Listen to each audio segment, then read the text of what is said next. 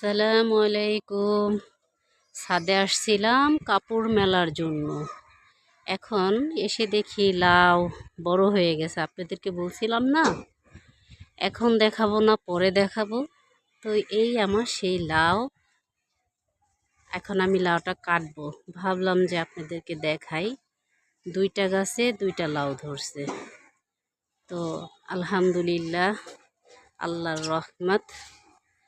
অল্প মাটির ভিতরে যে এভাবে ধরবে। আমি আর একটা খেয়েছি লাউ, আপনাদেরকে দেখাইছিলাম সেই ভিডিওটা। তো আর একটা লাউ দেখাই আপনাদেরকে।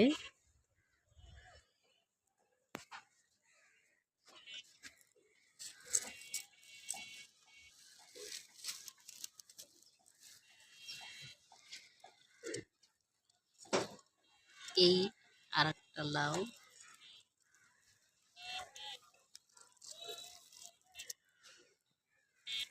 এই যে আর একটা লাউ। তো দুইটা লাউ হয়েছে আলহামদুলিল্লাহ। আর সিম গাছে তো দেখছেন প্রচুর ফুল আসছে আলহামদুলিল্লাহ। টমেটো ভালোই হয়েছে। এই রোদের সময় ভিডিওটা সুন্দর হচ্ছে না, কিন্তু এখন আমি কেটে নিব, তাই আপনাদেরকে দেখাচ্ছি। এই যে স্কোয়াশের একটা করা আসছে, দেখা যাক থাকে কিনা। আলহামদুলিল্লাহ আলহামদুলিল্লাহ, আল্লাহর দরবারে লাখ লাখ শুকরিয়া। তো আমি লাউটা কাটি, আপনারা দেখেন। বিসমিল্লাহ।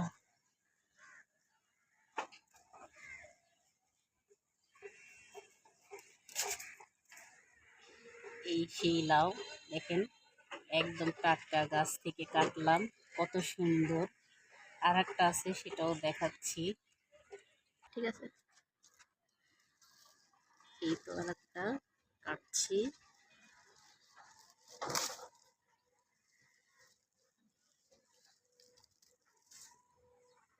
আলহামদুলিল্লাহ, মাশাআল্লাহ।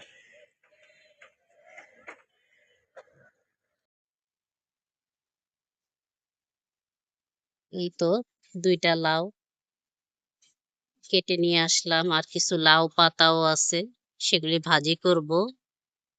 তো আলহামদুলিল্লাহ, আল্লাহর দরবারে শুকরিয়া। দুই গাছে দুই কালারের লাউ।